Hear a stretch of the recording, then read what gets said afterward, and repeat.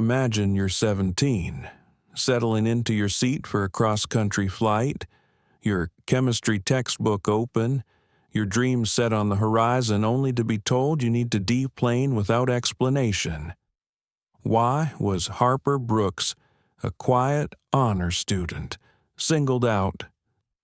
What silent alarm in a digital manifest turned her first-class seat into a scene of humiliation? And how could one late-night phone call from her father, a renowned civil rights attorney, ground an entire airplane in a world built on protocols and precision? What happens when human bias creeps in between the safety checks? Harper's story isn't just about a single act of discrimination. It's the spark that ignited industry-wide reform, a testament to dignity, resilience, and the power of a voice that refuses to be silenced.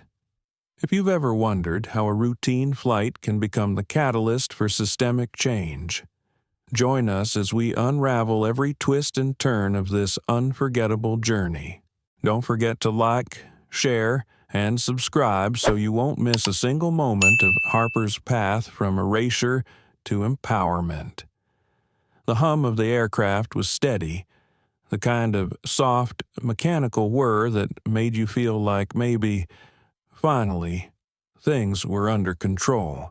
Rows of passengers adjusted their bags. A child somewhere toward the back laughed at something no one could see. It was a calm moment, one of those ordinary beginnings that should have stayed that way. Harper Brooks sat in seat 22B, the middle seat. She was already halfway through a chapter of her chemistry review guide, her earbuds in but not playing music. Sometimes she just wore them to create a little distance, a soft barrier between her and the world. She was dressed in her school's science team hoodie, sleeves slightly frayed at the cuffs from being worn so often. Her black braids were tied back in a low bun, simple and neat, just like her. There was a highlighter tucked behind one ear. Her backpack was under the seat. Boarding pass folded into the back of her chemistry textbook. Everything exactly where it should be. Until the voice came. "Excuse me, miss. You need to come with me." Harper looked up. The flight attendant was standing beside her row. Early 50s. Blonde hair pinned tightly back. Her voice didn't match her expression. There was no warmth, just professionalism so sharp it sliced. Harper pulled out one earbud. "Sorry," the woman didn't blink. "You need to come with me. Now." The entire row paused. Harper blinked, glancing at the girl in the window seat beside her, then the aisle, then back at the woman. "I don't understand," she said quietly. Her voice was calm, controlled. She didn't yell, didn't cry, but something in her chest shifted, a slow, sinking weight. The attendant didn't explain, didn't lower her voice. She gestured to the aisle with a practiced flick of her hand. "Ma'am, I'm going to have to ask you to deplane." A few heads turned. Not many. People didn't want to get involved. Some just stared straight ahead. One man, a few rows up, turned his head, locked eyes with her, and then turned away so quickly it almost looked like shame. Harper's palms felt hot. Her breath thinned out. Why, she asked. Still calm, still steady. "Security issue," the woman said. "I don't have details. I need you to come with me." Harper's fingers curled tightly around the edge of her textbook. "I haven't done anything," she whispered. "I'm not allowed to say more," the flight attendant replied, now lowering her voice just a fraction. "But I need you to come with me." Harper looked around. She wasn't yelling, she wasn't crying, but inside she was collapsing, folding into herself like paper under pressure. No one said anything. She slowly slid her highlighter into her backpack, closed her textbook. Her fingers shook slightly as she zipped it. She unbuckled her seatbelt and stood up. Not because she wanted to, not because she understood, but because she knew what would happen if she resisted. Because her father had taught her. Her mother, too. How to stay calm. How to move carefully. How not to give anyone an excuse. As she stepped into the aisle, her knees brushed against the seat in front of her. Her eyes stung. Her throat was dry. Passengers didn't ask, didn't question. A few glanced up, then quickly looked back at their phones, their books, their safe distractions. Harper walked, past 21 rows of silence, each step louder than the last. As she reached the galley, the attendant didn't offer her an explanation, just pressed a button to signal the gate crew. The plane door opened with a soft hiss. Cold airport air rushed in. The jet bridge was empty. A gate agent stood at the end, surprised to see her. She blinked, looked at her tablet, and frowned. Harper didn't say a word. Not yet. Her hands curled into fists inside the pocket of her hoodie. Her heartbeat pounded in her ears, a rhythm of confusion and shame. She pulled out her phone. There was only one number that made sense. Her father. He answered on the first ring. Harper. Her voice cracked. Dad, they just made me get off the plane. There was a pause on the line, a silence so focused it almost buzzed. Where are you, Gate 7? I don't know why they pulled me. The woman just said security. Did anyone else get off with you? No, just me. Another pause. Stay where you are, Elias Brooks said, his voice even. Don't say anything else. I'll take it from here. Then the line went quiet. Harper sat on the nearest bench. She didn't cry. Not yet. She pulled her hoodie tighter and stared out at the glass window, where the plane sat still, engines humming. Inside that plane, people were resettling, pretending not to wonder, pretending not to care. But something had shifted. She could feel it. So could the sky. So could the silence. And it wasn't over yet. The door to the jet bridge hissed closed behind her. The sound echoed in the back of Harper's mind like a verdict being sealed. She stood there, alone, her backpack still slung over one shoulder, her textbook pressed tightly to her chest. The gate agent's confused look lingered even after the woman turned away.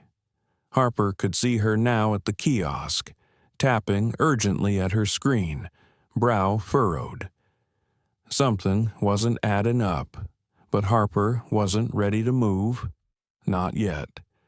She was still trying to understand what had just happened. Everything had felt so normal, so routine. Boarding, finding her seat, pulling out her book, just a girl going to a science competition with her classmates. A girl who followed every rule, who double-checked her boarding pass twice, a girl who asked no questions and caused no trouble. So, why had she been the one removed? She sat down slowly in the row of empty chairs along the wall, her mind playing and replaying the flight attendant's voice, "You need to come with me." No explanation, no verification, just assumption, just extraction. She pulled her phone from her hoodie pocket again and opened her text thread with Sienna. The last message from Sienna had been a photo of their welcome kit for the science symposium. A big canvas bag with the competition logo. Harper had responded with a simple, "So ready?" She stared at the message now, the words blurring. Then she typed, "They pulled me off the plane." The 3 blinking dots appeared immediately, then stopped, then appeared again. "What, are you serious? Why, no clue? They said it was a security issue, but no one explained. Are you okay?" Harper hesitated. Her fingers hovered over the screen. I think so. My dad's on his way. Even as she sent it, Harper felt something stir in her chest. Not just hurt now, not just confusion, but something sharp, a flicker of anger, small but alive. She had done everything right. Back inside the plane. Her classmates were still seated. Harper could picture it. Miles was probably leaning across the aisle asking questions. Sienna twisting in her seat, looking toward where Harper had been. Did anyone ask? Did anyone protest? Did anyone say her name? The terminal buzzed around her in a quiet, indifferent way. Announcements pinged from the loudspeakers. The smell of coffee wafted from the cafe across the concourse. The world kept moving, exactly as it had before. She was the only thing that had stopped.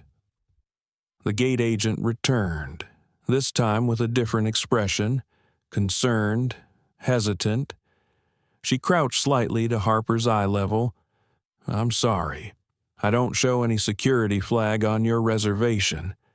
I'm trying to figure out what happened. Can I call someone for you?" Harper blinked. "My dad's already on his way." The agent nodded. "Good. I'll keep checking the system." As the woman walked away again, Harper let her shoulders fall forward. She didn't want to cry, but she also didn't want to be strong right now. She just wanted to not be here, not in this moment, not in this version of the world. Her phone buzzed again. This time it was Sam. A short message.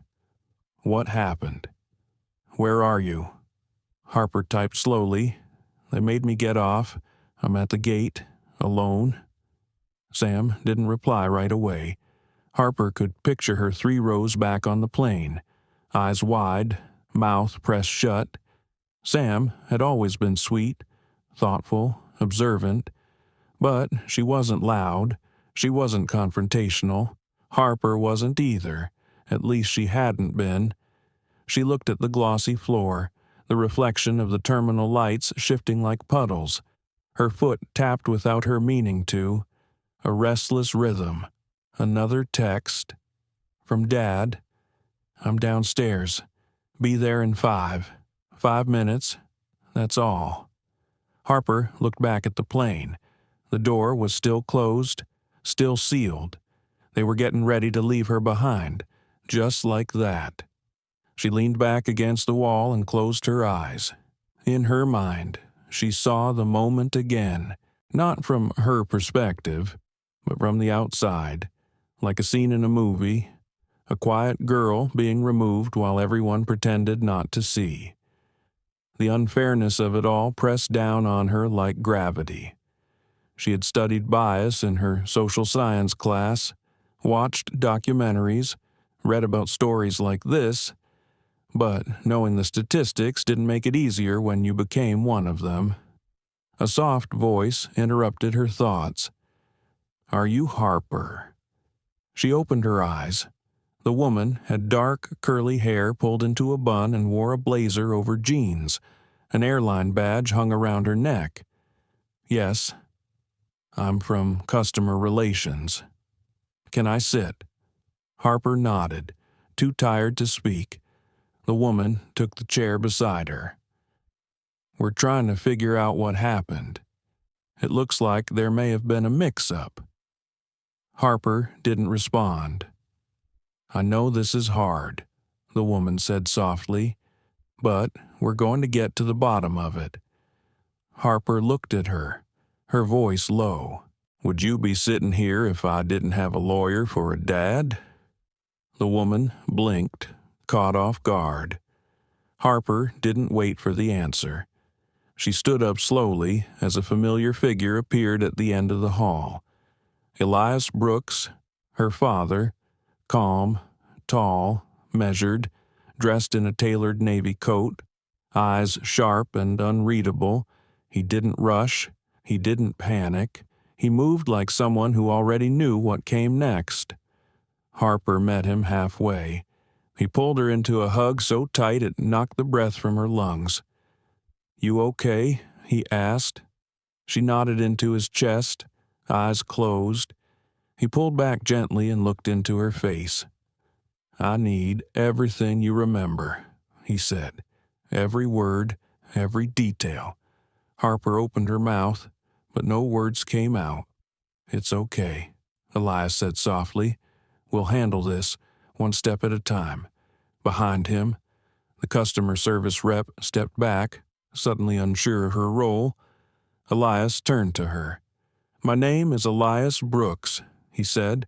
"I need the gate logs, the staff names, and a copy of the internal communications that led to my daughter's removal." The woman hesitated. "I'll have to check with legal." "Do that. I'll wait." Elias gestured toward a nearby conference room. Harper followed, still clutching her backpack, feeling the warmth of her father's hand on her shoulder. The door closed behind them, and for the first time since she had been told to get off that plane, Harper allowed herself to breathe, not because it was over, but because something had started, something bigger than just a mistake, something that wouldn't be ignored this time. The conference room smelled faintly of disinfectant and cheap carpet. It was one of those spaces no one ever meant to use. A plastic table, 4 chairs, a wall clock that ticked too loudly, and a window that overlooked nothing, just blank drywall from the adjacent terminal hallway. Harper sat quietly, her back straight, fingers interlocked in her lap.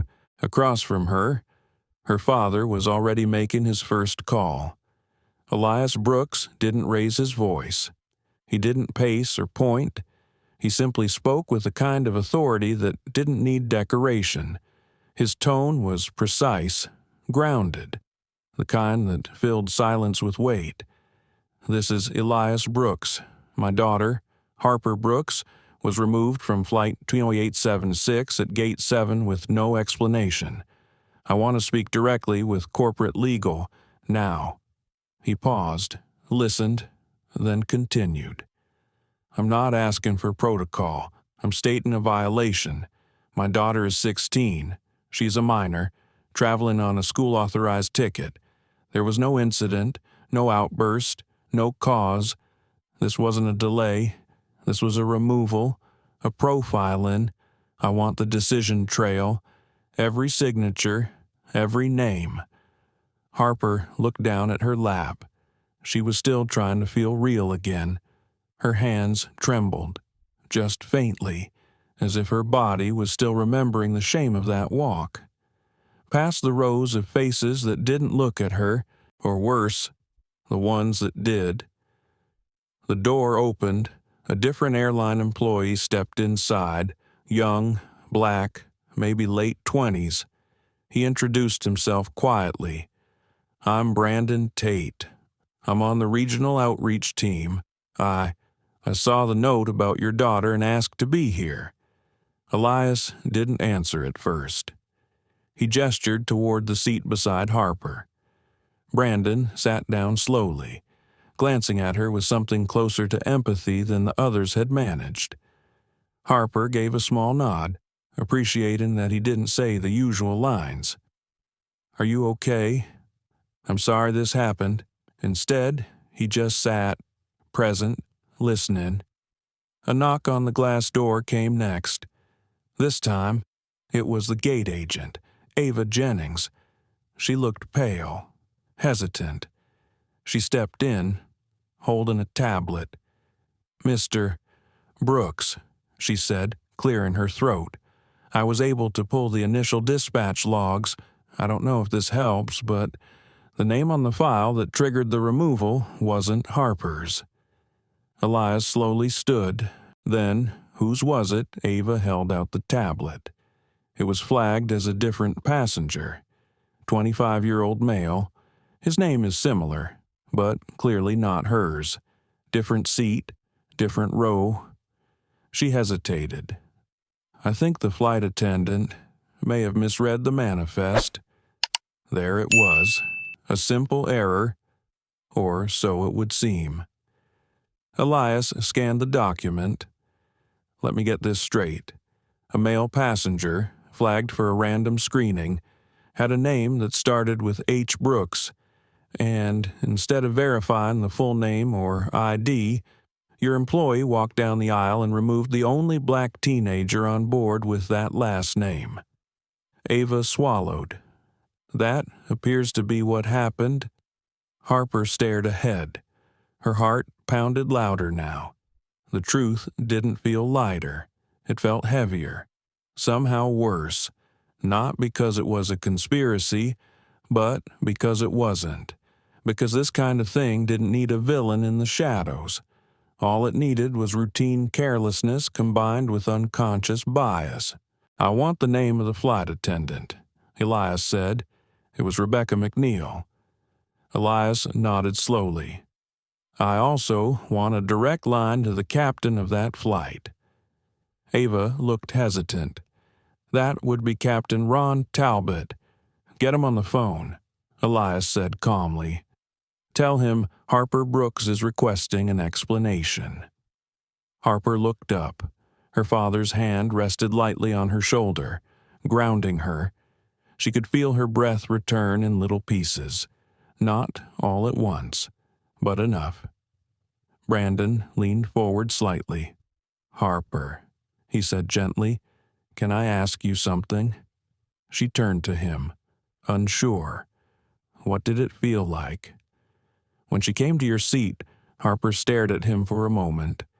I thought I'd done something wrong, she said quietly. I thought maybe I dropped something I wasn't supposed to bring or forgot a form. I was just sitting there, reading, and suddenly she was looking at me like I was a problem that needed to be removed. Brandon nodded. His jaw tightened. Did she ask for your ID? Your boarding pass? Harper shook her head. Nothing. She just said I had to come. I asked why, and she said security. That's it. And you weren't the only Brooks on board. No, she said. I don't even think I was the only teen. Elias looked at Brandon. You see why I'm not satisfied with calling this a mix-up? Brandon nodded solemnly. Ava excused herself quietly to contact the pilot. Harper leaned forward, resting her arms on the table. Her voice came softly. I wonder if she would have looked closer, if I didn't look like me. No one spoke for a moment. That sentence hovered in the air like fog. Outside the window, a new group of passengers filed past. Ordinary people. Another flight, another story, another day. But for Harper, time had frozen in this room. Her phone buzzed again. It was Sienna. They haven't told us anything. We're all just sitting here. Harper typed back. They kicked me off by mistake. But they didn't say mistake. They just acted like I didn't belong. Her hand lingered over the keyboard. Then she typed again. I think I want to speak up. She didn't send it, not yet. Ava returned. Captain Talbot is on a call but said he's willing to speak with you directly in 10 minutes. He's still on the plane. Elias nodded. Good. Tell him I want the intercom system held until this is addressed. No takeoff. Ava hesitated. Sir, I don't have the authority to delay the flight. Elias turned to her calmly. Then find someone who does, because until my daughter is acknowledged and this incident is documented properly, no one is going anywhere. Brandon stood. I'll walk down and make sure the gate holds. Elias sat back down beside Harper. You don't have to say anything you're not ready to say, he told her. But if you do want to speak, I'll be standing right next to you. Harper looked at her father, the man who always made things seem possible, not just because he was a lawyer, but because he listened, because he believed her even when the world didn't. She nodded slowly. I want him to see me, she said. "I want him to hear what it felt like to be erased." Elias didn't smile. He didn't cry, but something in his eyes shifted. Pride, sadness, fury, all wrapped into something deeper. Together, they stood and waited for the door to open again, because the truth was no longer silent, and neither was she. Captain Ron Talbot stared through the cockpit window, his hands resting lightly on the throttles, even though the engines were quiet. The flight was supposed to have left 15 minutes ago. Instead, the cabin was still sealed, the passengers restless, the flight crew glancing nervously toward the front. He had been flying for 26 years, military transport, domestic commercial, international long hauls. He had landed in war zones and through thunderstorms. He had handled emergencies with a steady hand and a steady heart. But nothing in flight school had prepared him for what was unfolding today. He tapped the headset control on his shoulder. "This is Captain Talbot," he said into the mic. "Put Elias Brooks through." There was a crackle, and then the voice of the gate agent, Ava Jennings, came through. "Sir, Mr. Brooks is requesting to speak directly. He's with his daughter in conference room C." Captain Talbot leaned back. His first officer, Jamie, looked over at him silently. He nodded and stood. "Patch the call to my cabin handset. I'll take it." He stepped into the galley, pulled the handset from the panel, and waited for the line to click. "Mr. Brooks," he began, steady as always. "I appreciate you taking the call." "Captain," came the voice on the other end, deep, controlled, and unmistakably serious. "Of course," Talbot replied. "I've just received limited information. I understand there's been some confusion regarding your daughter." There was a pause. Then Elias spoke again. "Captain, this is not confusion. It is an error compounded by assumption and carried out without protocol. My daughter was removed from your plane. No ID check, no verification, no explanation, just escorted off like a threat." Talbot exhaled slowly. "I only became aware of the situation after it had occurred," he said truthfully. "The flight attendant flagged a possible security concern with a passenger and reported it to ground. And did she name my daughter?" Elias asked. "Not by name. No. I reviewed the report just now. It references a passenger in seat 14C showing signs of evasion and irregular documentation." Elias's voice dropped even lower. "Captain, my daughter's a national science scholar. She had her school ID, her boarding pass, and her passport in her lap. She was reading a physics textbook. If that counts as evasive behavior, I suggest we reassess what that word means." Talbot said nothing for a long moment. He had read the passenger manifest. He remembered seeing the name H. Brooks, teen, female, no flags. He remembered Rebecca McNeil approaching the front earlier, hushed tones, a sense of urgency. She was acting nervous. She had said, "looking around too much." He hadn't asked for details. He had authorized the ground crew to investigate. It had all happened fast. Too fast. Now, hearing the father's voice on the other end of the line, something inside him shifted. "I understand your frustration," Talbot said carefully. "No," Elias corrected. "You don't, but you will, because I'm requesting that you speak to my daughter. Not to check a box, not for optics, but because she has a voice, and you were part of the system that silenced it." Talbot swallowed hard. He glanced down the jetway. A few airport staff were now gathered, clearly aware that something larger was happening. "I can take the call," he said after a beat. The line crackled, and then, softer, younger, Harper's voice came through. "Captain Talbot." "Yes," he answered. "Harper, I'm listening." There was a pause, then she spoke. "I just want to know why." She said, "Why didn't anyone check if I was even the right person? Why didn't someone ask me who I was?" Talbot felt the breath tighten in his chest. "I trusted the report that was brought to me," he said. "That was my failure." "You didn't even see me," Harper said. "You let them take me off like I was dangerous. In front of everyone, my classmates, my friends. I wasn't loud. I wasn't disruptive. I was just reading, and you let them treat me like I didn't belong." Her voice didn't shake. It wasn't a cry. It was a statement, steady, like her father's. Talbot closed his eyes. Something deep and uncomfortable twisted inside him. "I am sorry," he said finally. "That is not how passengers should be treated. That is not how people should be treated." He waited for a reply. There wasn't one.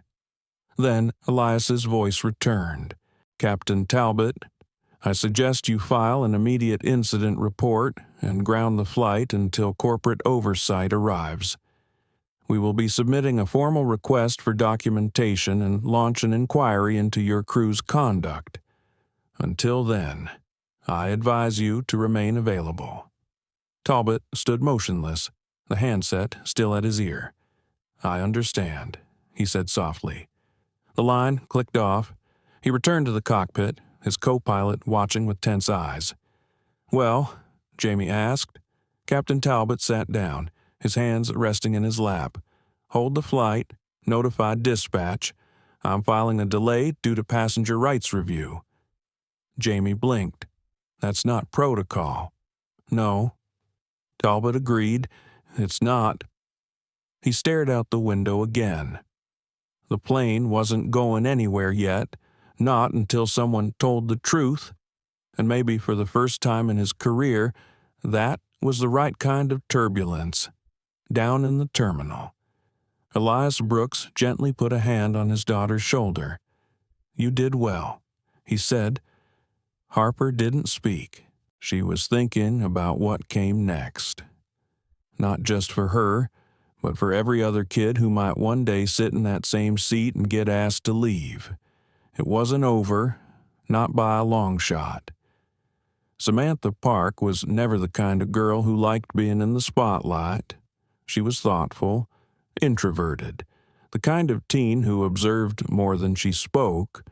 But at 16, she also understood the power of proof, and when her best friend was let off the plane without explanation, her instincts had kicked in, while most of the other students just sat in confusion. Sam had quietly reached for her phone, not to record Harper's humiliation, but to document the silence around it, to capture what it looked like when something wrong happened and no one said a word. She hadn't meant for it to go viral. She hadn't even intended to upload it right away. But as the delay dragged on and whispers rippled through the cabin, she opened her social app and posted the 30-second clip. Caption: "They removed our friend from the flight with no explanation. She wasn't loud. She wasn't disruptive. She was just black. We want answers." Say her name: Harper Brooks, Ha Flight 2876. The video started quietly. A teenage girl sitting in seat 14C, a textbook on her lap. Then a flight attendant appearing beside her. Expression unreadable. A few hushed words. Harper blinking in confusion. A shuffle as she collected her things. The slow, quiet walk down the aisle. No one said anything. Not the crew, not the passengers. Just silence. Sam put her phone away after uploading. She didn't tell anyone. She didn't need to. Within 30 minutes, her video had been shared 1,000 times, then 5,000, then 10. Inside the terminal, Harper sat beside her father, staring at the TV mounted on the corner wall. A local news segment was running. Her name wasn't on it yet, but the headline was already echoing what the internet had begun to amplify: teen removed from plane and alleged racial profiling incident, airline issues. No immediate comment. Harper's chest tightened. "Dad," she whispered. "That's about me." Elias looked up. The footage was grainy but recognizable. It was the same clip Sam had filmed. A news ticker rolled under it, citing online sources, and a quote from a passenger who had messaged a local reporter. She didn't do anything. She was just there. It felt wrong. Elias's phone buzzed. He checked the screen. Dozens of unread messages. Colleagues, journalists, civil rights contacts. One from a federal civil aviation officer he had worked with in a class action years ago. The words made his eyebrows raise. "Need to talk. This may already be bigger than you think." He glanced at Harper. Her face was pale, her mouth slightly open, staring at herself on a screen with the world watching. He gently reached over and took her hand. "You okay?" Harper nodded slowly. "I didn't want this kind of attention. I know. I just wanted to go on a field trip, like everyone else." Elias squeezed her hand. "You still can, but now the world knows what you've been carrying. And they're listening." At Gate 7, the flight crew huddled near the entrance. Rebecca McNeil scrolled through her phone, her face draining of color. Ava Jennings was whispering urgently to a supervisor from operations. And behind them, Captain Talbot stood quietly, watching the terminal fill with murmurs and shifting energy. A young man approached with a camera crew, microphone in hand. He wasn't waiting for permission. "Captain, is it true your crew removed a minor from the flight based on a name mix-up?" "No comment at this time," Talbot said, walking past them. "Was it racially motivated?" He kept walking. The gate area, once just another forgettable part of Terminal B, was now swarming with whispers, tweets, cameras, and tension. And Harper, sitting in a hard plastic chair, was the center of a storm she never asked for.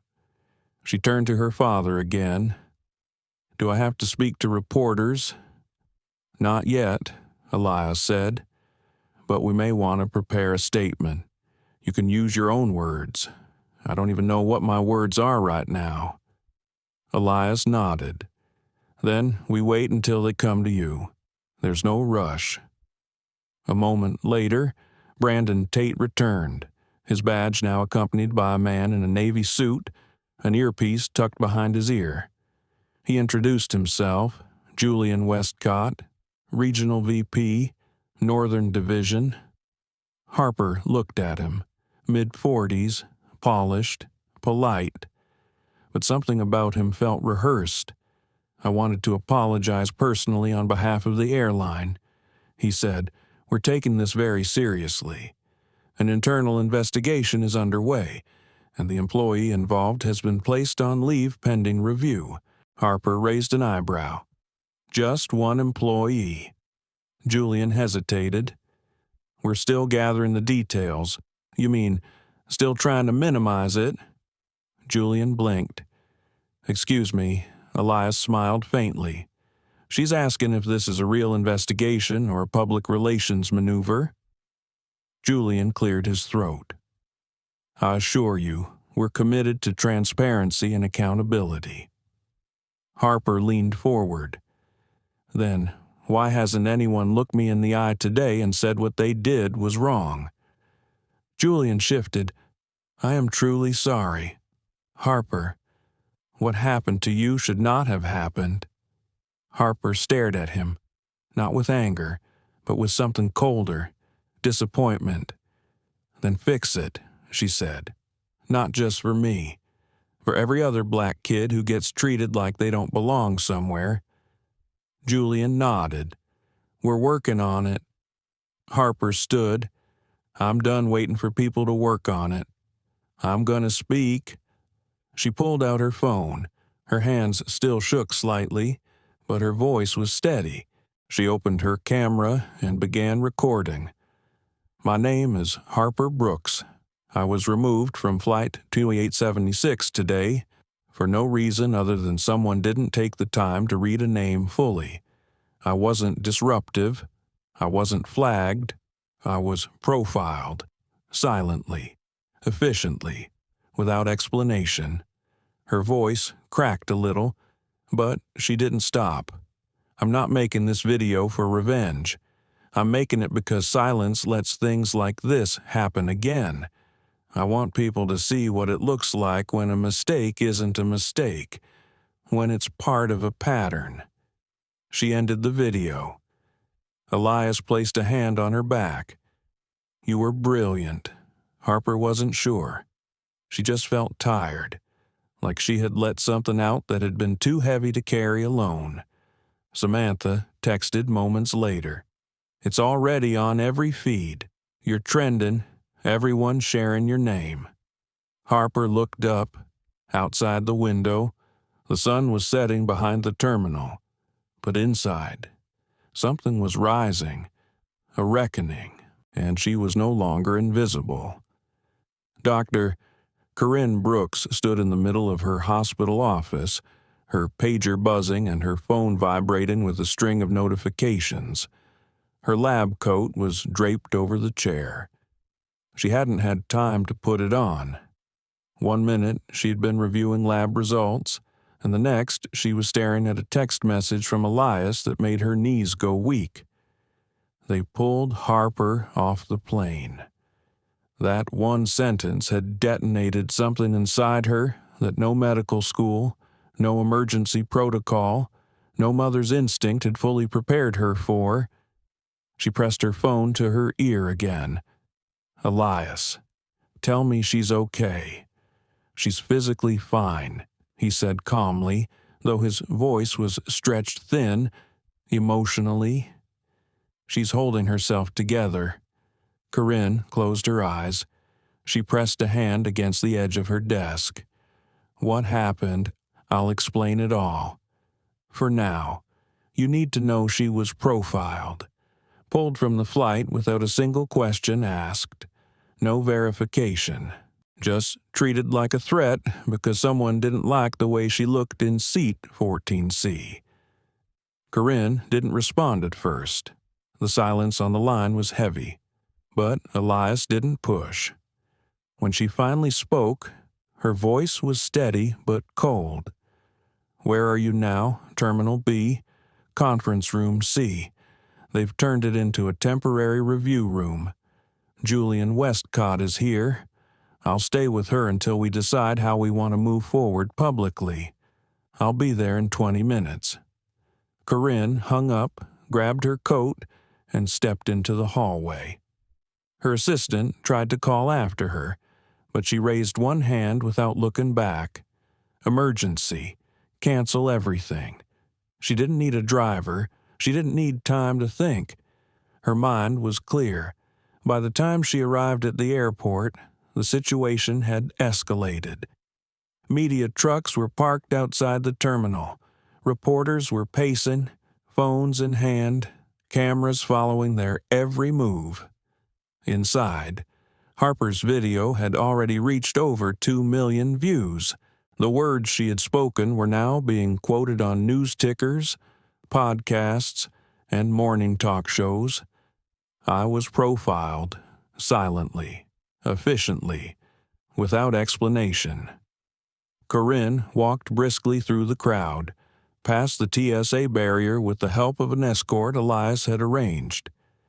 Her heels clicked sharply on the tile floor as she entered the conference room. Harper sat at the far side of the table, her shoulders tense, her hands clasped in her lap. Elias stood behind her, talking with Brandon Tate and Julian Westcott. Everyone turned when Corinne entered. Harper stood instinctively. "Mom." Corinne crossed the room and wrapped her arms around her daughter. For a moment, Nothing else mattered. Not the cameras outside, not the men in suits, just the warmth of her daughter's body, the faint smell of her hair, and the unmistakable thrum of her heart still beating strong. "You're safe," Corinne whispered. "I'm tired," Harper replied. Corinne nodded, then turned to the room. "I'm Dr. Corinne Brooks, Harper's mother, and I have a few things to say before any of you start issuing pre-written apologies." Julian opened his mouth, but Corinne lifted her hand. "Don't. I know the script. I've written better ones myself." Brandon shifted nervously, looking down at the tablet in his hands. Corinne stepped forward, her voice calm but unmistakably authoritative. "I'm a physician. I specialize in trauma response. But today, I'm speaking not as a doctor, but as a mother." She looked directly at Julian. "My daughter is 16. She's academically gifted, socially reserved. She had her boarding pass, her passport, and her school ID in her hands.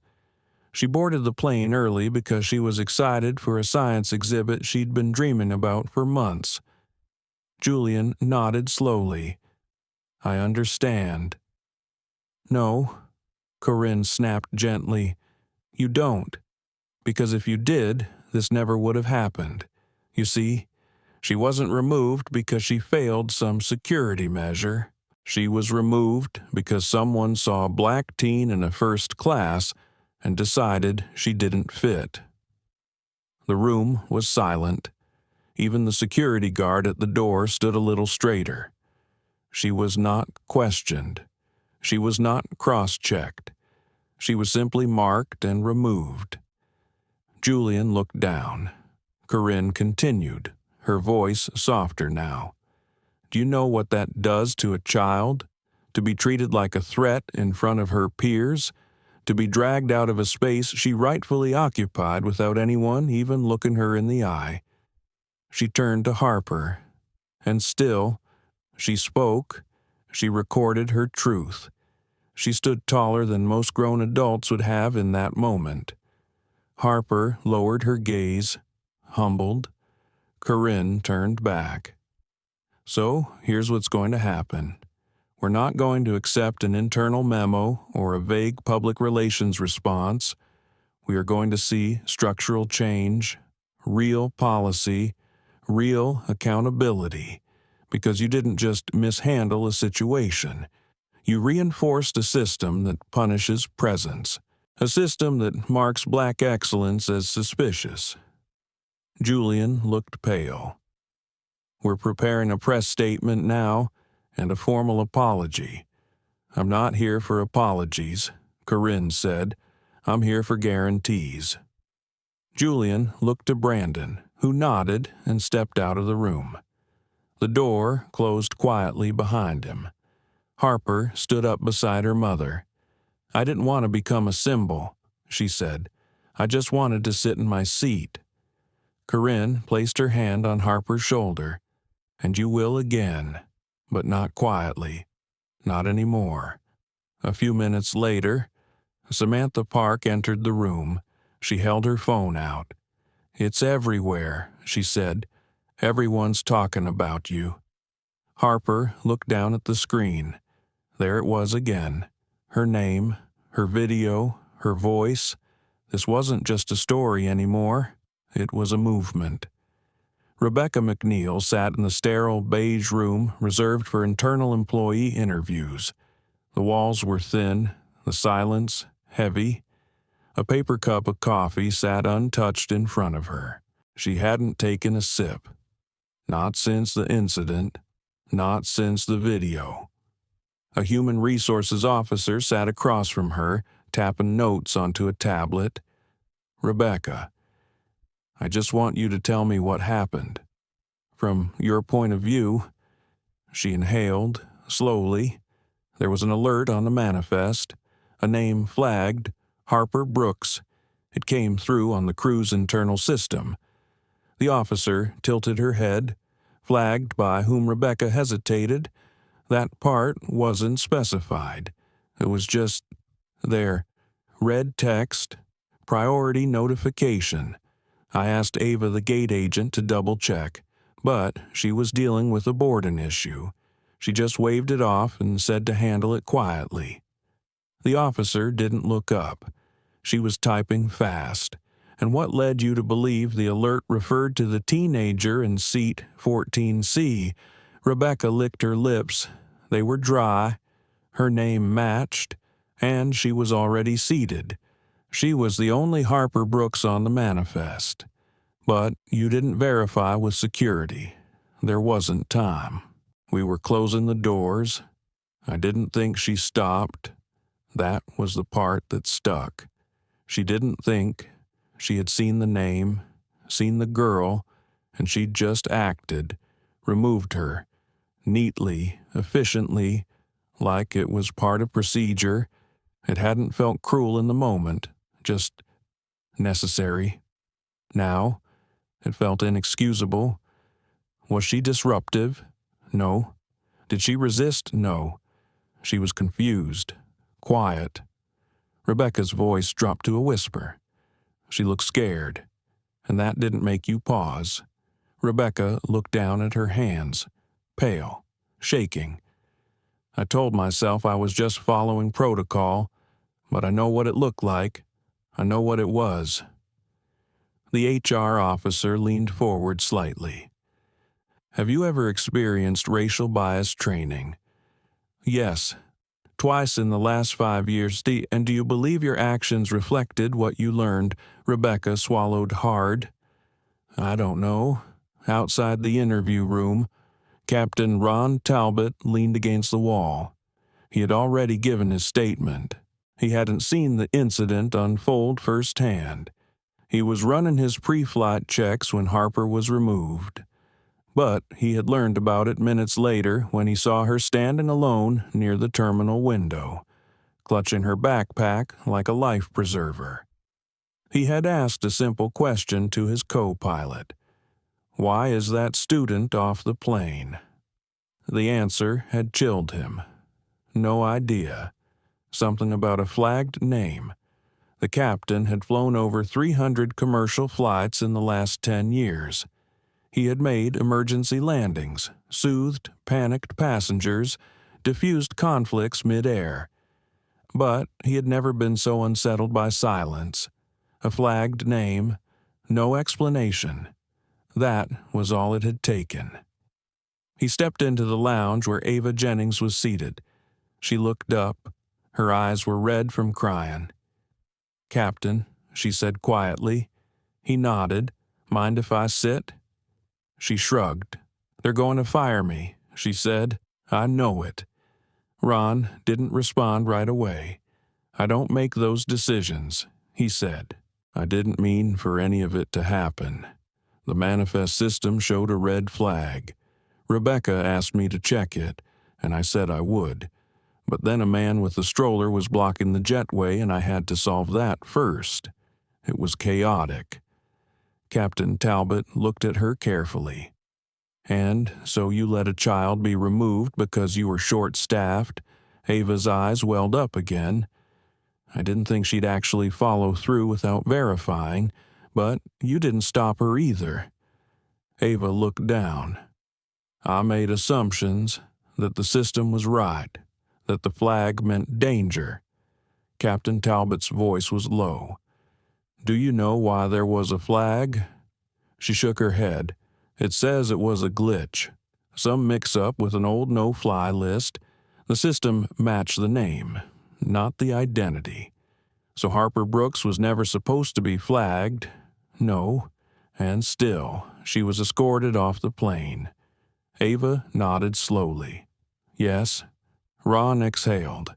His jaw clenched slightly. "I want you to understand something. Our job is to make sure people feel safe. Not just physically, but humanly. To treat them with dignity. This wasn't about security. It was about comfort zones. And hers was the only one no one considered." He stood. "I'll make my statement to the board. but I won't cover what doesn't deserve to be hidden." Ava wiped her face with a tissue. "I never thought this could happen to me, that I'd be at the center of something like this." Captain Talbot paused near the door. "That's the problem," he said. "People like Harper know it could happen to them every time they fly. People like us are just realizing it for the first time." Meanwhile, in the terminal lobby, Harper scrolled through dozens of messages on her phone. Messages from strangers, students, journalists, celebrities. Some wrote words of encouragement. Some shared their own stories. One girl wrote, "My name's Maya.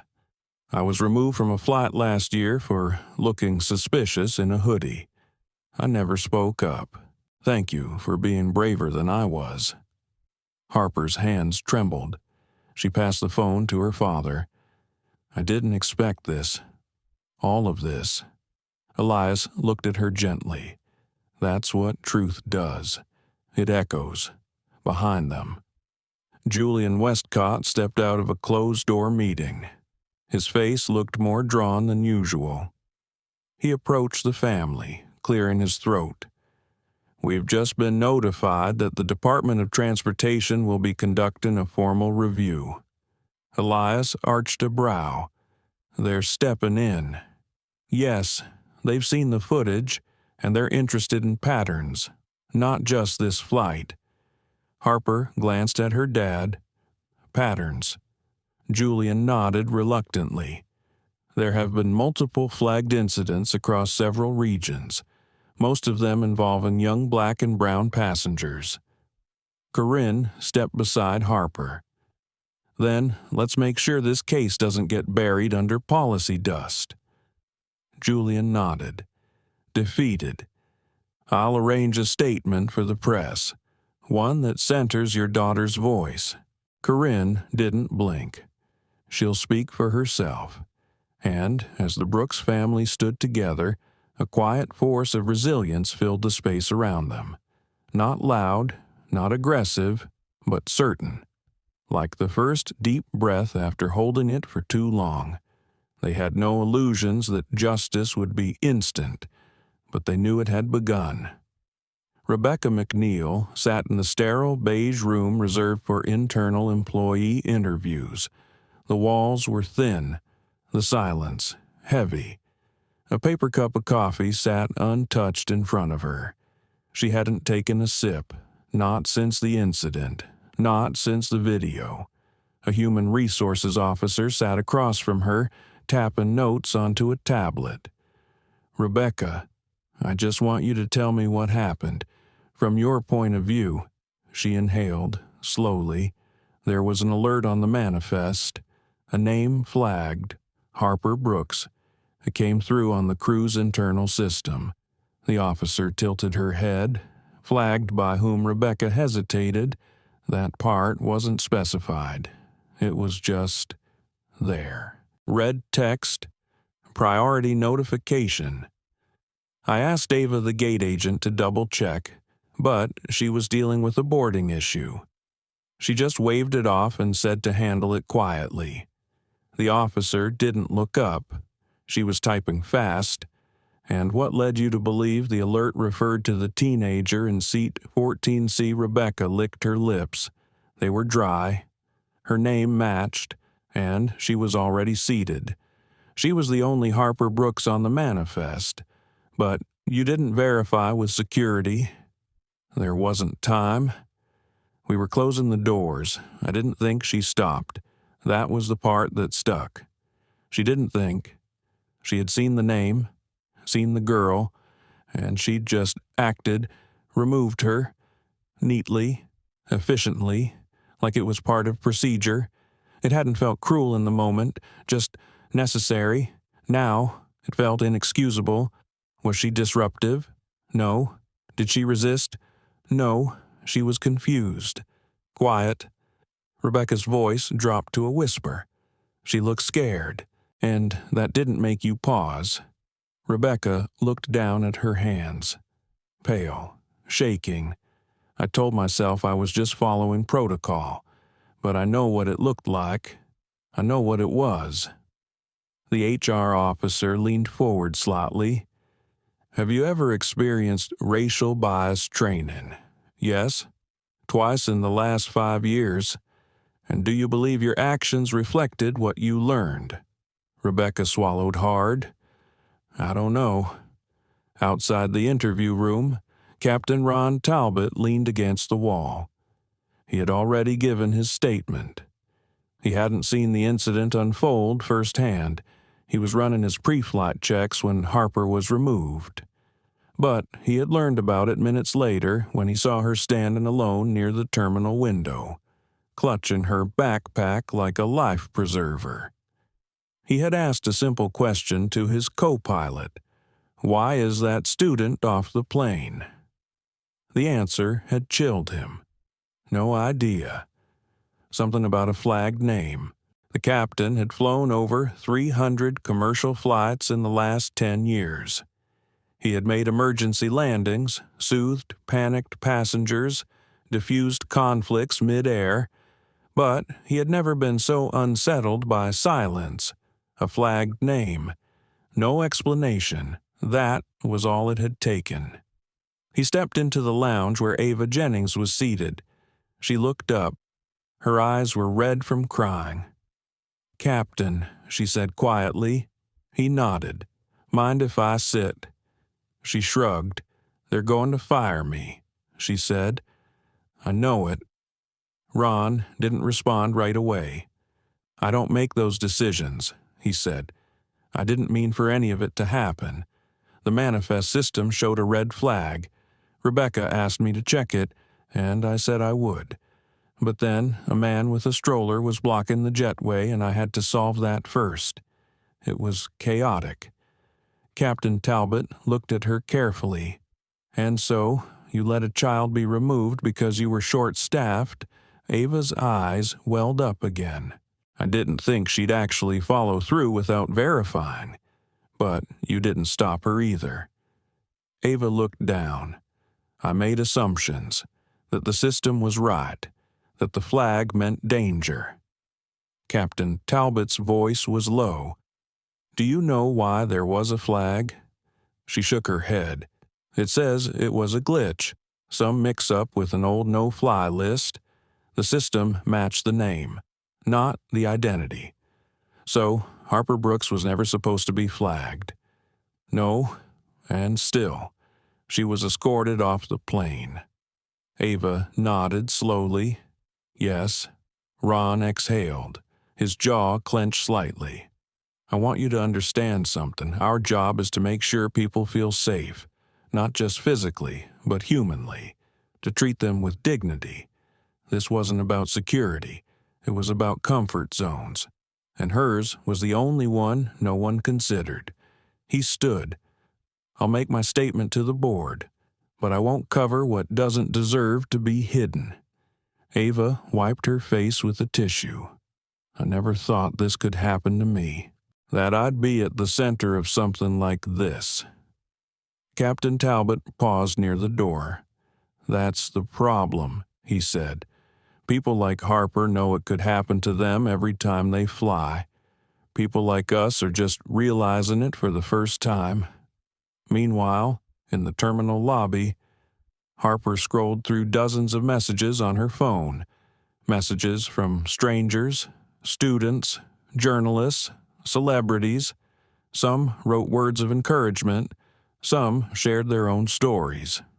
One girl wrote, "My name's Maya. I was removed from a flight last year for looking suspicious in a hoodie. I never spoke up. Thank you for being braver than I was." Harper's hands trembled. She passed the phone to her father. "I didn't expect this. All of this." Elias looked at her gently. "That's what truth does. It echoes. Behind them." Julian Westcott stepped out of a closed-door meeting. His face looked more drawn than usual. He approached the family, clearing his throat.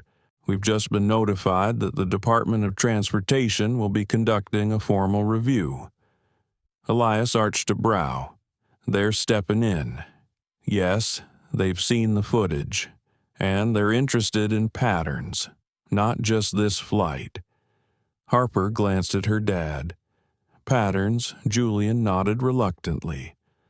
There have been multiple flagged incidents across several regions, most of them involving young black and brown passengers. Corinne stepped beside Harper. Then, let's make sure this case doesn't get buried under policy dust. Julian nodded, defeated. I'll arrange a statement for the press, one that centers your daughter's voice. Corinne didn't blink. She'll speak for herself.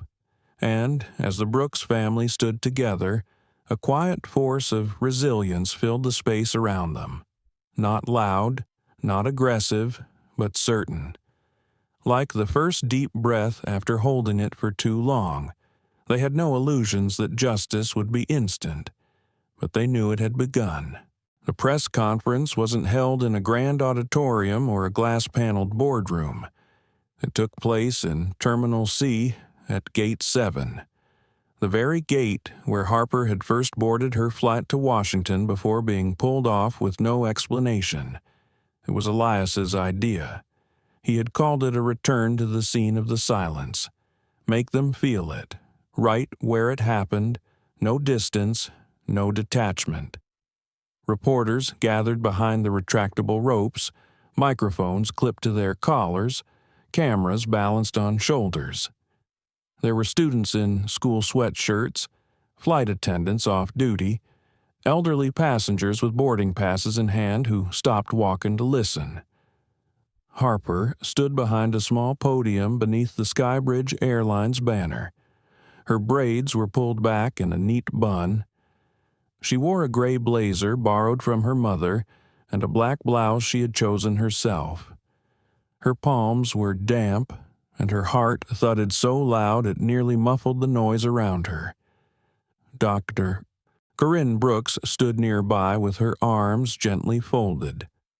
Julian Westcott stood further back with two Skybridge representatives, each carrying folders and hopeful expressions. Elias stood in the front row, his hands clasped together, steady as stone. Harper looked out at the crowd. Then she breathed in. The quiet came naturally. "Thank you for being here." Her voice was even, soft, but clear. "I didn't come today to demand anything. Not more than what anyone deserves. Not more than dignity. Not more than fairness. Not more than the right to sit in a seat I paid for without fear that my presence is seen as a threat." A ripple of stillness passed through the terminal. The crowd leaned in. "A few weeks ago, I was removed from a flight without explanation. I was told there was a system alert, that my name was flagged. There was no confirmation, no questions, no kindness, only action, swift, final." She looked toward the gate doors, the same ones she had passed through the day of the incident. They didn't call security, they didn't raise their voices, but what happened to me wasn't gentle. It was efficient in justice. Her eyes met a young boy sitting cross-legged near the edge of the crowd. His mother had her hand on his shoulder. Harper's gaze softened. "You may think this is just about airlines, but it's not. It's about the way systems are built to see some people as exceptions and others as risks. It's about how quickly a protocol can become a weapon if no one questions it." She paused, her voice catching slightly before she steadied herself again. "It's about how invisible a black girl can become." Even while everyone is looking at her, a murmur of agreement spread quietly. Someone sniffled. A woman clutched her chest. "I didn't come today to blame. I came to build, to help create something better, because I believe change is only possible when those who were once ignored are finally allowed to design the room." She turned briefly, gesturing to the Skybridge executives behind her. The airline has agreed to a full audit of its profile and incidents over the past 10 years. Mandatory anti-bias training will be implemented across all departments, not just for flight staff, and they've agreed to launch a new program. She looked directly into the cameras now. It's called Clearview. It will give young passengers a voice, a safe space to report concerns without fear, a place to be heard before silence becomes harm. Applause broke out then, genuine, sustained. Elias nodded slowly, pride thick in his throat.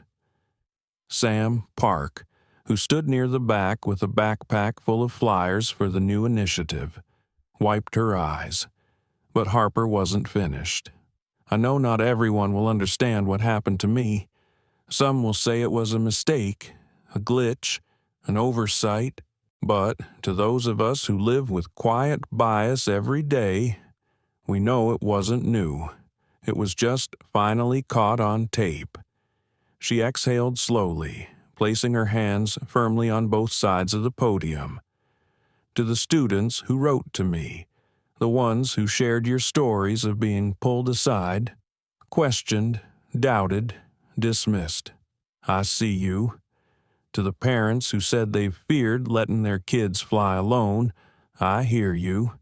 And to the crews who have vowed to do better, I believe you, if you're willing to do the work. She stepped back, her voice softening. This isn't the end of the conversation. It's the start of a better one. The applause was thunderous now. Even Julian clapped with something close to genuine admiration. Corinne stepped forward, placing a gentle hand on her daughter's back as Harper stepped down from the podium. Elias pulled her into a quiet hug. His voice was low in her ear. You said exactly what needed to be said. She pulled back just enough to smile at him. I was so scared I'd get it wrong. He shook his head. You didn't need to be perfect. You just needed to be present. As the crowd began to disperse, reporters shouted questions, but Harper simply walked past them. This wasn't about the headlines anymore. It was about the seeds being planted, the systems being challenged, the invisible architecture slowly shifting. Sam joined her by the escalator, handing her one of the flyers she had printed. You want to hand a few out? Harper took one and looked at the bold lettering across the top. Clearview Initiative, elevating youth voices in air travel. She smiled. Let's get to work. And as the two teens walked down the corridor, side by side, something simple but unshakable settled over them. It was the knowledge that even in places built to move people quickly, some truths had the power to make the whole world stop and listen. The weeks that followed Harper's speech were a whirlwind of media interviews, conference panels, school essays, and long nights at the kitchen table with her parents going over talking points, logistics, and policies she had never imagined caring about before. She learned to speak without rushing. She learned to pause and let silence hold its weight. She learned that being heard came with a cost, but she also learned that truth carried a kind of power that could outlast noise. One morning, a letter arrived. It was postmarked from San Francisco, with a gold seal in the corner. Harper opened it slowly. Dear Harper, on behalf of the Global Aviation Ethics Council, we are pleased to inform you that you have been selected as the keynote youth speaker for our annual summit. Your efforts have transformed the industry dialogue and brought forward necessary accountability. We would be honored to have you open this year's event in Geneva. Harper blinked at the words, Geneva, Switzerland, an international stage. She set the letter down and sat quietly for a moment. Elias and Corinne entered the room and watched her, waiting. She looked up, her voice small and full. They want me to speak in Geneva." Corinne covered her mouth with both hands. Elias exhaled slowly, his eyes shining with pride. "You're going to speak to the world now. Baby that night." Harper lay awake in bed, staring at the ceiling. The room was quiet, the soft hum of the fan turning like a heartbeat. She thought about the little girl in seat 14C, not herself as she was now, but the version of her that was frightened, confused, and alone just weeks earlier. She thought about what she would say to that version now, about how sometimes the worst moments aren't the end of something. They're the beginning. She whispered aloud to the dark, "I'm still her, but I'm not just her." When the day of the trip came, Harper packed her bags with care. Corinne helped fold a navy blue suit jacket into tissue paper. Elias tucked a folded speech draft into her carry-on and kissed the top of her head. And then, for the first time since the incident, Harper walked back onto a plane. It was the same airline, Skybridge, different crew, different destination. But the hum of the engine, the rattle of the beverage cart, the faint click of overhead compartments unlocking brought everything back in an instant. She felt her breath catch as she walked down the jet bridge. Her palms sweated, her steps slowed. The flight attendant, a young man with kind eyes and a calm smile, greeted her at the door. "Welcome aboard. Can I help you with your seat?" Harper nodded, her voice barely above a whisper. "Seat 4A. Right this way. Miss Brooks, if you need anything at all, we're here for you." She nodded again, swallowing hard. As she walked past the rows of seats, memories flickered in and out like flashes, the seatbelt clicking, the silence before being asked to step off, the empty explanations, her mother's voice on the phone, and then her fingers brushed the armrest of 4A. She sat down. The leather was cool against her fingertips. Her breath came more evenly now. A flight attendant leaned in with a warm smile. "Would you like a ginger ale before takeoff helps with nerves, or celebration, or both?" Harper let out a small laugh. It surprised even her. Both. I guess the plane took off 30 minutes later. As the clouds opened below her, Harper pressed her forehead against the window. The world grew smaller beneath her, but something inside her grew steadier. Halfway through the flight, the captain's voice came on the intercom. "Good afternoon, folks. This is Captain Michael Santiago. I've been in aviation for 30 years, and I'd like to take a moment to recognize someone special on board with us today. Harper Brooks is traveling with us as a guest of honor. Her courage and clarity are helping to reshape the very systems we rely on. Miss Brooks, on behalf of this crew and every young traveler who's ever felt invisible, thank you." Gasps rippled through the cabin. Some passengers clapped. One elderly woman turned in her seat and placed her hand over her heart. A group of teenagers in the back row cheered quietly. Harper froze.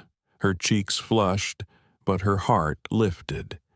The attendant leaned in with a wink. "Told you it was a flight for both nerves and celebration."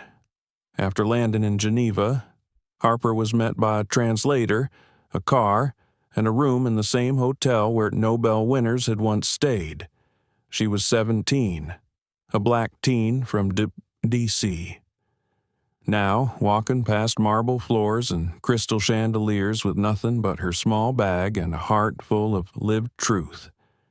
That evening, she rehearsed her speech in front of the mirror. She didn't rehearse the fancy parts, just the real ones, like "I didn't ask to carry this message, but I won't set it down until systems carry it with me, and visibility is not a gift. It's a right. We deserve to be seen. Not when it's convenient, but when it matters. And finally, the goal isn't to be treated like an exception. It's to make sure no one else ever has to be one. She took a breath, lowered the paper, and whispered to her reflection, "I belong here," and for the first time since Seat 14C, she believed it completely. The summit hall in Geneva was brighter than Harper expected. Glass domes let in long streams of natural light, casting golden patterns across the walls and floor. Delegates in sharp suits sat beside students in jeans and sneakers. The contrast reminded her of the airplane. Everyone packed into one space, yet experiencing it entirely differently. Harper stood backstage with a small bottle of water in one hand and her note cards in the other. Her speech had been practiced, rehearsed, tightened, but her heart still fluttered like it did the day of her return to Gate 7.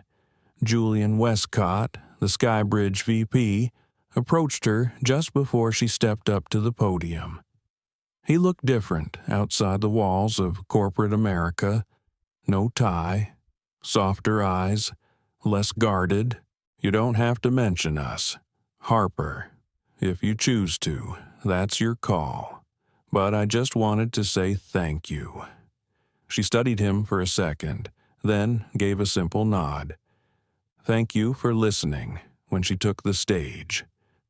Silence came quickly, not the kind that demands attention, but the kind that invites it, the kind of silence that says we're ready to hear something that might change us. She began quietly. "My name is Harper Brooks. I'm 17. I was pulled off a plane without reason. That's how this began. But it's not where it ends." The audience leaned in. "I'm not here because I love conflict. I'm here because I refuse to be dismissed, because I believe that stories, especially the painful ones, are blueprints. They show us what broke and where we can begin building something better." She looked directly at the airline CEOs seated in the first row. There were many, most in dark suits, arms folded, waiting for statistics or slogans. Instead, she gave them something else. "When I was 11, I thought becoming an adult meant becoming strong. What I didn't know is that strength is quieter than I imagined. It looks like restraint. It sounds like grace. And sometimes, it feels like standing up while everyone around you sits down." Her voice didn't rise, but its weight settled over the entire room. "I've heard people say what happened to me was a fluke, a one-time mistake, a system hiccup. But the truth is, systems are not innocent. They are built by choices, reinforced by repetition. And when those systems repeatedly target the same people, it's no longer a mistake. It's design." There was a pause, then a shifting in the front rows. Some crossed their arms. Some uncrossed them. "Today, I'm not here just to share my story. I'm here to propose new structures, to present a path forward, and to ask, if we can build an airplane that flies 600 miles an hour through lightning, why haven't we figured out how to treat every passenger with equal dignity?" She glanced toward the back, where Sam Park stood with a translator. Sam's hand rested on her chest, eyes wide. Harper continued, "We've partnered with 3 global airlines to pilot a new protocol. It's called ClearPath. Not a slogan, a system, one that includes oversight committees, anonymous passenger advocacy, and independent third-party resolution panels for mid-flight incidents." Some in the audience began nodding, a few typed notes, others still sat, stone-faced, but Harper didn't speak for them. She spoke for the 12-year-old in row 8B who gets asked if she belongs, for the father in 11F who's scared to let his daughter fly alone, for the elderly woman in 6C who saw something wrong but wasn't sure she was allowed to say it. She didn't just ask for awareness, she built a case for accountability. For the next 10 minutes, she walked the room through her blueprint, policies, audits, feedback loops, cultural sensitivity modules built with teen consultants, a global youth aviation board she proposed leading for 1 year. When she finished, she said nothing for a full 5 seconds. Just stood there. Then she gave them one last line. You can either design systems for safety or for control, but not both, and the skies are watching. The standing ovation was slow to start, but once it began, it didn't stop. Some clapped with polite obligation, others with reverence, and still others with wide eyes, as if they'd just realized they were no longer just sitting in a conference hall. They were sitting in a moment of change. When Harper walked off stage, Elias met her halfway with tears in his eyes. He didn't say much, just hugged her the way only a father can hug a daughter who has just shifted the world's gravity. I didn't know if I could do it, she whispered. He pulled back, smiling. You didn't just do it. You built the room they'll be meeting in next year. That evening, she was invited to a closed-door discussion with executives and youth leaders. There were pastries on silver trays and bottled water from 5 countries. But Harper didn't eat. She listened. She watched. And when the time came for her to speak, she didn't reference policies or programs. She asked a question. What's the one moment on a plane where you felt invisible? The room went quiet. A woman from Tokyo raised her hand. Then a boy from Cairo. Then a retired pilot from Norway. And just like that, Harper wasn't the keynote anymore. She was the architect of a room where everyone belonged. She knew there would be more flights, more turbulence, more systems to fix. But that night, as she walked through the cobbled streets of Geneva under soft lamplight, she smiled for the first time in days, because she understood something now. Airplanes weren't just vessels to carry people, they were stages. And sometimes, they needed new voices in the cockpit.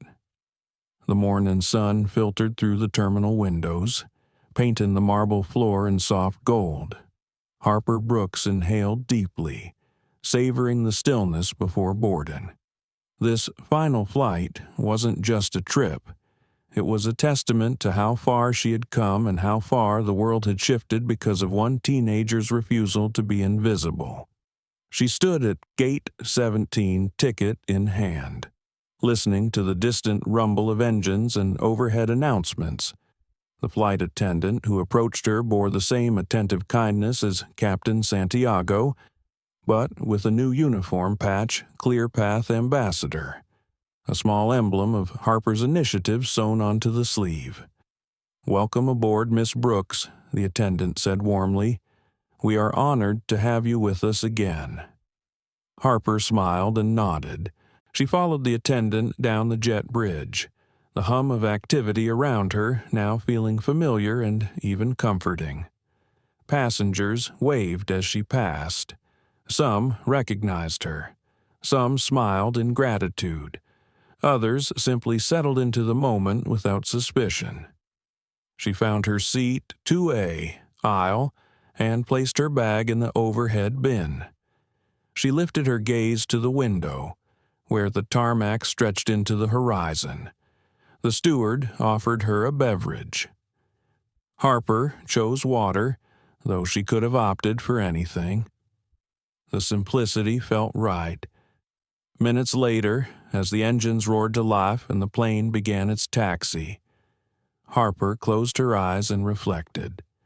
She remembered being 16 and terrified.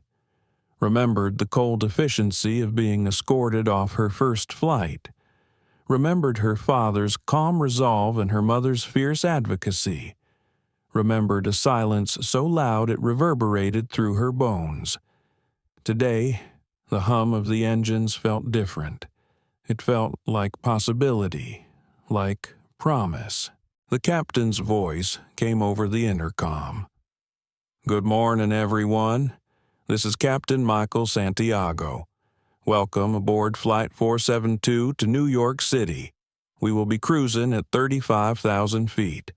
Before we depart, I want to acknowledge someone special in our cabin. We are proud to carry as our guest of honor Harper Brooks. Her vision and leadership launched clear path across our network and beyond. Harper, thank you for making this flight not just a journey, but a statement." Applause rippled through the cabin. Harper placed her hand over her heart. She hadn't expected this again. It was humbling. It was affirming. It was the difference between fear and recognition, between erasure and presence. The seatbelt sign dinged off and the flight attendant continued welcoming other passengers. Harper watched the rows fill with people, business travelers with laptops, a family with young children pressed close together, an elderly man with a knitting bag on his lap, 2 students whispering about their summer internship, all of them, in their own ways, part of the same voyage. She leaned back and closed her eyes. For a moment, the world felt soft. A woman seated across the aisle hoisted a baby into her arms. A man in the back flipped through a magazine, oblivious to her. A teenager 3 rows up tapped her foot impatiently.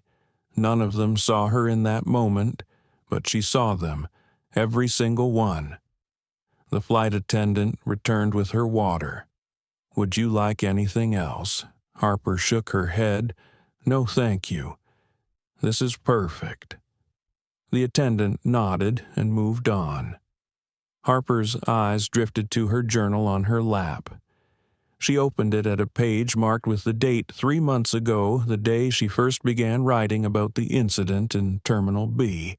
"I was pulled off the plane with no reason. I was silent. I was erased. I will not be silent again." She traced the words with her finger. She had written that as a declaration of survival. Now it read like the opening to an entirely new story. The seatbelt sign pinged on again as the plane banked gently for departure. Harper's stomach fluttered, familiar nerves that no speech or summit could erase.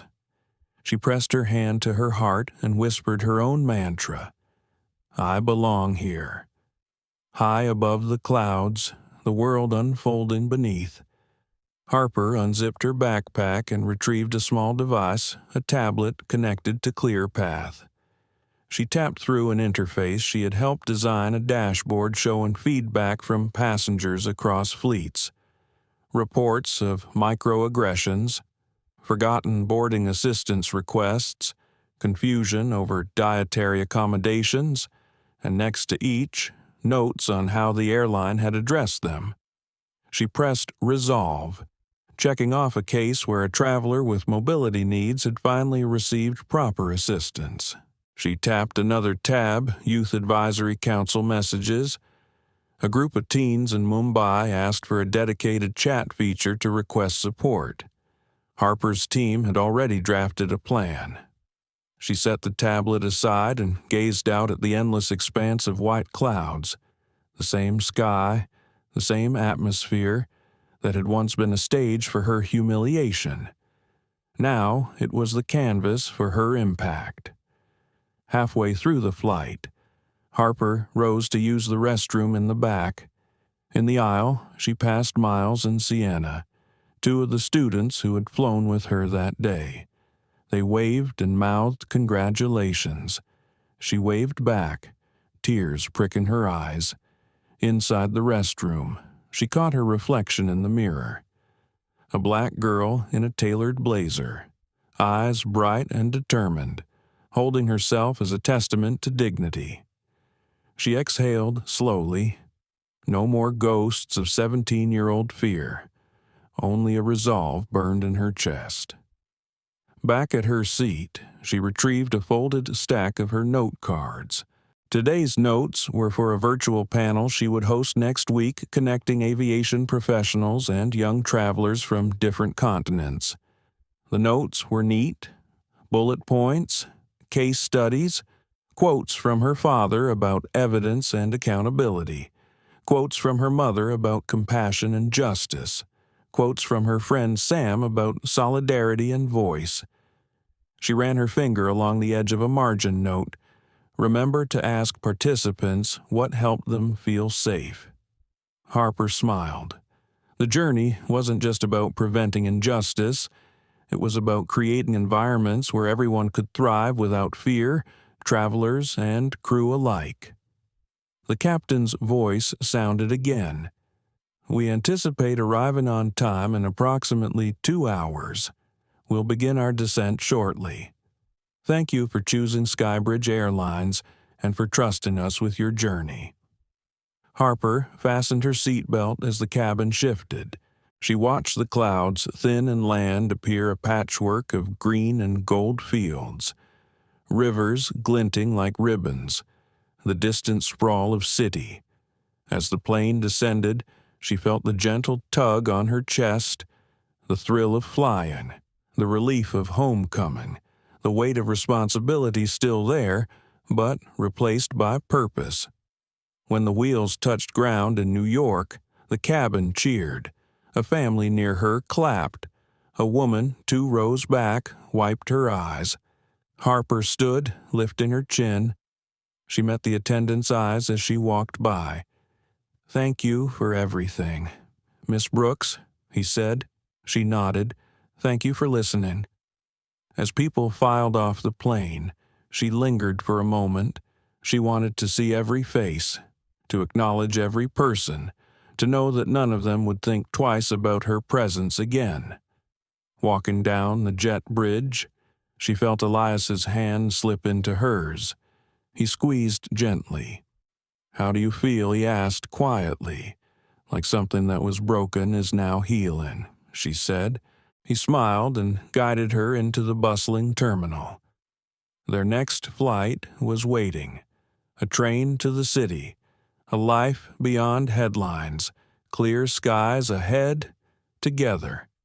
They walked into the crowd, leaving behind the last echoes of fear, carrying forward the promise of dignity for every traveler, everywhere, and high above, the plane climbed back into the endless sky, a vessel transformed by the architecture of one courageous voice. Harper Brooks taught us that courage need not be loud to be heard.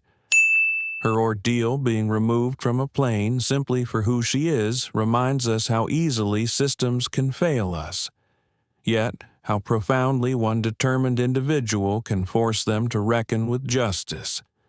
We've witnessed her heartbreak, her family's fierce advocacy, and an airline transformed by transparency and accountability. Let her journey inspire us to stand against discrimination wherever it hides in plain sight. Share this video to spread awareness. Hit like if you believe in dignity for all passengers, and subscribe for more stories that challenge the status quo and uplift the human spirit. Together, we can ensure no one's voice remains unheard.